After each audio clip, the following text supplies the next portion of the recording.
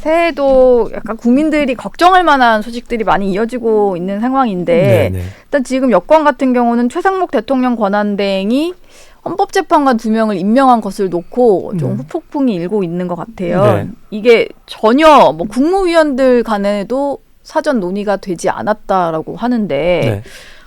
어떻게 보셨어요? 좀 예상을 못한 일이 있었잖아요. 예, 일단은 한덕수 권한대행이 사실 이 부분에 대해서 이제 여야 간의 협의를 주문하면서 임명하지 않고 있었지 않습니까? 예.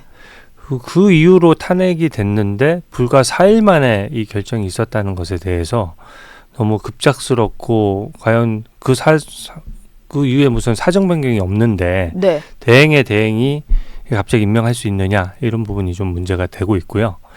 또 이게 국정 공백을 메꾸거나 그 헌법기관을 메꾸는 것도 물론 중요한데 헌법재판소는 이 국민과 밀접한 대민기관으로 보기는 어렵거든요. 네. 오히려 법무부, 중앙지검, 뭐 국무총리 그리고 또 방통위원장 이런 자리들이 민생과 직결되는 자리들입니다. 예. 그 자리들은 지금 야당의 일반적인 이제 탄핵으로 인해 가지고 그 자리가 다 비어 있는데 그 자리를 메꾸는 게 더 우선이지 않겠습니까? 민생을 예. 보더라도. 근데 그런 부분에 대해서 현재 탄핵 소추가 엄청 남발되어 있어서 굉장히 불확정한 지위로 그분들은 다 탄핵 재판을 받도록 만들어 놓고 재판도 지금 안 열리고 있어요. 네. 그렇다고 하면 국정 안정을 위한 것이라면 그 자리부터 야당에서 그 탄핵 소추를 철회하도록 대통령 권한대행이 강력히 요청을 하고 그 큰 논의의 틀 안에서 논의가 됐어야 되는데 이거는 헌법재판소의 재판관 그것도 3명이 아닌 2명만 이제 임명을 함으로써 예. 여야 양쪽으로부터 다 비판을 받는 그런 상황이 됐거든요. 민주당 입장에서는 나머지 한 명도 해야지 뭐 이런 얘기가 나오고 우리 국민의힘 입장에서는 권한대행으로서는 이 자리를 임명할 수 없다 이렇게 보고 있는 거거든요. 예. 이렇게 헌법 규정에 관한 해석이 부딪힐 때는 사실은 굉장히 신중해야 되고 그 해석론에 있어서 전례도 굉장히 따져야 됩니다. 근데 박근혜 정부 때 전례에 따르면 대법원장 지명 몫이긴 하지만 예. 대법원장이 지명했던 헌법재판관에 대해서 그 권한대행이 임명을 안 하고 있다가 그 이제 대통령이 탄핵 판결까지 다 나오고 난 이후에나 임명했던 전례가 있거든요. 예. 그래서 황교안 권한대행이 그렇게 했었죠. 예, 그래서 그 전례도 고려를 해야 되는데 네. 어쨌든 이번 결정은 쉽게 납득하기 어려울 것 같습니다. 일단 국무위원들 사이에서도 엄청난 반발이 있었다라고 하고 뭐 회의장에서 권한대행이 나가버리고 뭐 찾으러 가고 뭐 이런 일까지도 있었다라고 하는데 네. 최 권한대행 얘기를 좀 들어보면 반발과 항의가 이어지니까 본인도 뭐 월권한 측면이 있었다고 생각한다 이런 얘기를 좀 했다고 해요. 네. 이게 나중에 좀 절차상으로 문제가 있었다라는 좀 논란이 일 가능성은 없을까요? 근데 일단은 그 본인 스스로도 월권이라는 표현을 쓸 수밖에 없는 것이 이 그 국무총리와 일반 강요는 다르거든요. 예. 한덕수 권한대행 같은 경우에는 그 인사청문회도 거쳤지만 국회의 동의 절차를 거친 겁니다. 그러니까 민주당에서도 그 다수가 총리 임명에 동의를 했기 때문에 국회의 민주적 정당성이 부여돼 있는 상황이거든요. 네. 근데 일반 강요는 국회 동의 절차가 없어요. 그럼 그 자체로 민주적 정당성이 약한 겁니다. 그러면 국무위원들끼리 나란히 앉아서 심의하던 국무위원들이었는데 그 동료 국무위원들은 다 놔두고 순위 때문에 권한대행이 됐다라고 해서 그 어떤 논의도 안 하고 그 자리에서 먼저 발표를 해버린다. 이 형식에 대해서 굉장히 문제를 삼은 것이고요. 예. 발표부터 하고 통보를 한다 그러면 국무회의가 무슨 소용이 있겠습니까? 그 자리가 그렇게 국무회의에서 발표부터 하고 심의를 안 할 생각이었다면 그 발표하는 자리 자체가 국무회의 자리가 아니었어야 되는 거죠. 그래서 예.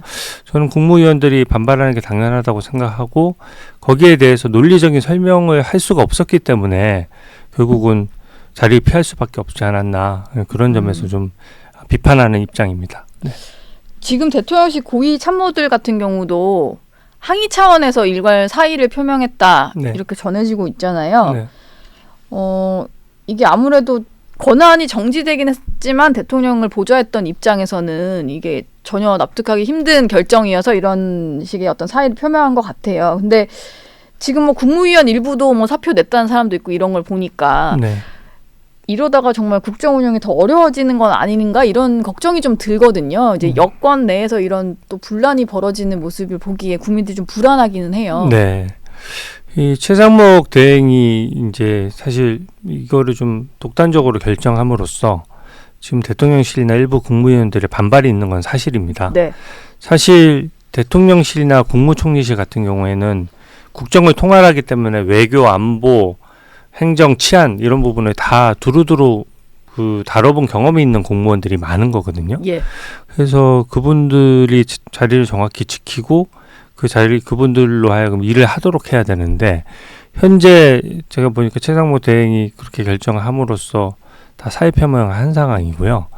저는 그 민생 안정을 위해서 이분들과 함께 가야 된다라고 생각을 하는데 그러기 위해서는 너무 사전 조율이 없었던 것 같아요. 네. 그리고 지금 경제부총리의 특성상 기재부 공무원들의 보좌를 주로 받고 있는 것 같은데 네. 기재부 공무원들이 우리 엘리트 공무원들이긴 하지만 예산이나 이런 경제정책 외에 과연 다른 분야의 전문성은 부족한 부분들은 다른 그 총리실이나 어떤 대통령실의 그 보좌를 받아야 되거든요. 예. 근데 대통령실이 이렇게 반발하는 이유는 어쨌든 대통령실에 있는 공무원들이 대통령 권한대행의 업무를 보좌해야 되는데 사전 논의가 없었다는 걸 반증하는 것이거든요. 그러면 기재부 공무원들만 가지고 중요 결정을 해 나간다라고 하면 그게 어떻게 좀 문제가 있는 부분이 있을 수 있어서 저는 이 부분은 대통령실과의 어떤 접점도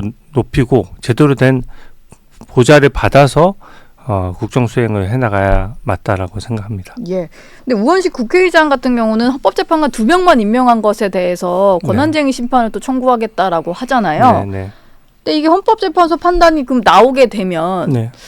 이걸 가지고 또 임명 여부가 뭐 번복이 되거나 할 수도 있는 건가요? 만약에 어떤 결과가 나온다면? 근데 이제 헌법재판소 결과는 이제 나오면 이제 당연히 따라야 될 텐데요. 네.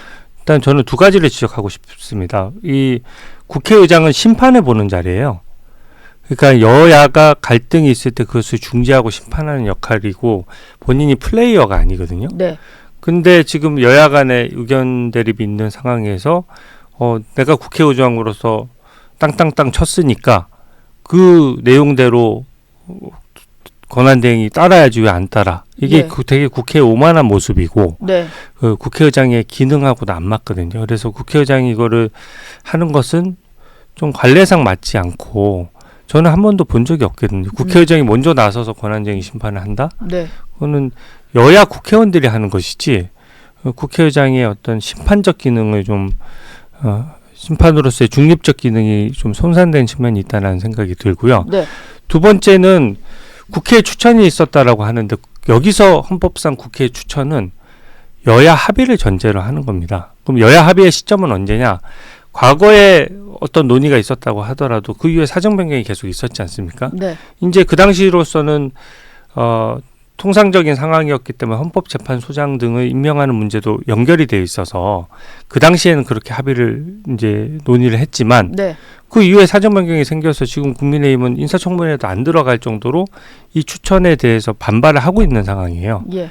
그러면은 최종적으로 그 국회 의결이 있을 때 과연 여야 합의가 있었던 상황이냐 이게 지금 쟁점이 되는 거거든요. 네. 당연히 여야 합의가 없었으니까 저희가 반대를 한 것이죠. 그래서 여야 합의가 있었던 것을 전제로 과거에 몇 달 전에 사정 변경이 있던 걸 전제로 옛날 상황을 전제로 해가지고 그때 합의했었으니까 지금도 합의가 있는 거야 이렇게 하는 건 논리적인 비약이 있는 거고요. 네. 분명히 합의는 없었던 겁니다. 만약에 합의 없이 일방적으로 국회의장과 민주당이 이런 식으로 헌법재판관을 통보할 수 있다 그러면 야당이 3명 다 임명하지 그러세요. 그러니까 야당이 3명 다 임명을 못했던 이유가 있는 거거든요. 네. 그 당시로서도 협의를 하고 합의를 했던 이유가 대통령이 그렇게 됐을 경우 대통령이 그 임명 안 할 수 있기 때문에 그것을 우려해서 민주당도 3명 다 자기 몫으로 추천을 못한 거 아닙니까?